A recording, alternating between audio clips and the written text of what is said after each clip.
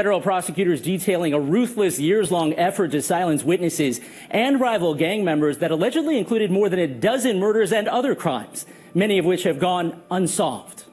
It was a stunning moment of violence that sent scores of people running. The July 2020 drive-by shooting near 79th and Carpenter, as a crowd gathered for a funeral, wounded 15 people, most of them women. This video is based entirely on federal court documents unsealed in 2025, not street rumors, not blog talk, and not social media speculation. According to a special April 2025 grand jury, the United States government filed a massive federal Rico indictment connected to a group prosecutors call FaceWorld.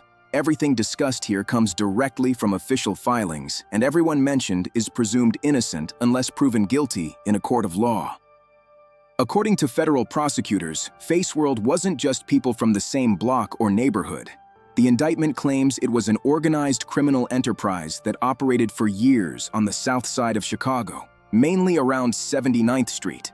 Prosecutors allege the group had structure, roles, shared resources, and ongoing conflicts with rival groups the government identifies as Wooga World and 900. The government claims this wasn't random violence or unplanned chaos. Prosecutors allege FaceWorld moved with coordination, shared purpose, and long-term strategy. According to the indictment, the enterprise allegedly existed to protect territory, generate income, boost reputation, and intimidate rivals or potential witnesses. Court filings say FaceWorld allegedly functioned as a unit rather than individuals acting alone. Prosecutors claim members took on different roles depending on the situation, including drivers, scouts, planners, lookouts, and others accused of acting directly. The government argues this teamwork is what justified bringing federal racketeering conspiracy charges instead of isolated state cases. The indictment also focuses heavily on identity and culture. Prosecutors allege members used specific numbers, slang, and phrases to signal loyalty and connection. The filing mentions 079 and phrases like on Jew, on Juju, on Jujuan, on Mike, and on Face, which prosecutors say referenced deceased members. According to the government, this language showed continuity and allegiance over time. Social media and music are another major piece of the case. I remember being out there after it happened and seeing casings all over the street and the sidewalk. And he said, this is like a war zone. Father Michael Flager offered a $15,000 reward after the shooting, which prosecutors now say was gang retaliation. It's one of a string of shootings detailed in a federal indictment charging 6 alleged members of the FaceWorld street gang with racketeering conspiracy and other charges. Cowards are the ones that spray crowds, shoot at crowds. If I remember right, there were children out there at the time with the adults. Prosecutors say for years the defendants committed murder, attempted murder, assault, and other acts of violence, keeping victims' rival gang members and witnesses in fear, allowing the gang to engage in drug trafficking, theft, including carjackings, and other crimes. Prosecutors allege members used platforms like Facebook and Instagram to post photos, videos, messages, and music that promoted FaceWorld, boosted image, and disrespected rivals. The indictment does not name any nationally famous rappers as defendants, but it does reference music and lyrics as part of the group's alleged public image. This is where the case intersects directly with hip-hop culture and why it caught attention beyond the courtroom. One of the victims named in the indictment is Antoine Fields, also known as Lil Mister, a Chicago drill rapper with a local following. Lil Mister was known in the city's drill scene, and his music continues to circulate online today. According to the indictment, prosecutors allege that on March 15, 2019, Dontai Harper shot and killed Antoine Fields, aka Lil Mister, while another individual allegedly drove the vehicle. This allegation forms one of the most serious charges in the entire case. Lil Mister's name stands out not because he is accused of wrongdoing, but because he is listed as a victim in the federal filing. It's important to be clear and respectful here. Lil Mister is not on trial. He is not charged with anything in this case. Prosecutors reference his death as part of their argument that FaceWorld engaged in racketeering activity. His connection to music is why many people outside Chicago recognize his name. Just weeks later, on April 1st, 2019, prosecutors allege Taiwan Tapler shot and killed 2 women and wounded another individual. These are allegations directly from the indictment and are presented as part of the government's broader racketeering theory. On June 17, 2019, the indictment alleges Robert Lee Thomas fired into a CTA bus, injuring multiple passengers, while Tajuan Tapler was allegedly present.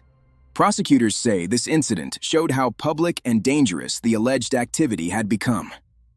On June 29, 2019, prosecutors allege a robbery and assault involving multiple individuals, including a sexual assault allegation. Because of the seriousness and sensitivity of that accusation, details are limited, but the government includes it as part of the alleged conspiracy. By summer 2019, prosecutors say the alleged violence escalated quickly. On July 26, 2019, the indictment alleges individuals connected to FaceWorld were involved in a shooting in rival territory that resulted in 2 deaths and multiple injuries. Prosecutors claim Tyrone Foy drove during that incident. Then, on August 3, 2019, prosecutors allege Tajuan Tapler drove a vehicle carrying Tyrone Foy and others when Calvin Say, also known as D-Rose, was killed. It's right in the sweet spot of what the U.S. Attorney's Office does. It's a classic Rico gang conspiracy. They've done them for years, and this fits right in the mold. The indictment also charges one of the defendants with the 2019 murders of 18-year-old Brittany Rice and 19-year-old Zenobia Brantley, who both worked at Walmart and were sitting in a vehicle after work near 77th and Eggleston. Another co-worker in the car was wounded. It's a long-running criminal gang with a lot of murders to their name, and you can tell that by the charges. All 6 defendants are in custody. If convicted, they could receive life sentences. And because these are federal charges, 3 of those defendants could face the death penalty. The indictment claims this was retaliation for a shooting the night before. Just 1 day later, on August 4, 2019, prosecutors allege Tyrone Foy and others shot and killed Cornelius Jordan and wounded another individual. The government claims this occurred in rival territory and was tied to a memorial gathering. The filing also alleges that on August 11, 2019, members of FaceWorld shot and wounded Donald Weathersby. Prosecutors use this to argue the violence was ongoing and repeated. According to the indictment, 2020 brought even more serious accusations. On May 13, 2020, prosecutors allege a group coordinated by phone while searching for Paul Harris, later locating him at a gas station where he was shot and killed. The government claims Dante Harper helped supply a firearm and shared location information earlier that day. On July 14, 2020, prosecutors allege Donald Weathersby was killed in retaliation for the death of a FaceWorld member. Then, on July 21, 2020, the indictment alleges a shooting occurred at a funeral, wounding multiple people. Prosecutors claim this act was planned in advance, which they used to support the conspiracy narrative. The indictment also lists a shooting on August 27, 2020, where a victim was wounded. On October 14, 2020, prosecutors allege Davion Harris and Diavin McClure were involved in the killing of Osama Ibrahim, also known as Samo. The filing claims one car acted as a lookout while another was involved directly. According to prosecutors, the alleged violence continued into 2021. On February 26, 2021, the indictment claims a group shot and killed Dantrell Johnson and wounded another individual after spotting a car they believed belonged to rivals. On April 8, 2021, prosecutors allege Dante Harper shot and killed Darrell Robertson, also known as Beans, on the interstate, while another defendant allegedly followed nearby. On April 10, 2021, prosecutors allege Davion Harris and Kashawn Wardlow stole a gray Kia at gunpoint in Riverdale, Illinois. The following day, April 11, 2021, prosecutors allege Harold Green was shot and killed from that stolen vehicle after Robert Lee Thomas allegedly identified him as someone tied to a prior incident. Drug trafficking allegations are also part of the case. Prosecutors allege that during 2020 and 2021, FaceWorld members sold cocaine and marijuana, including transporting drugs from Chicago to Iowa and sharing profits. The indictment also relies heavily on recorded phone calls from 2024 and 2025. In one call, prosecutors allege Tajuan Tapler rapped about thugging in them trenches and said, "They know we gonna shoot when we pop out." This quote is taken directly from the filing.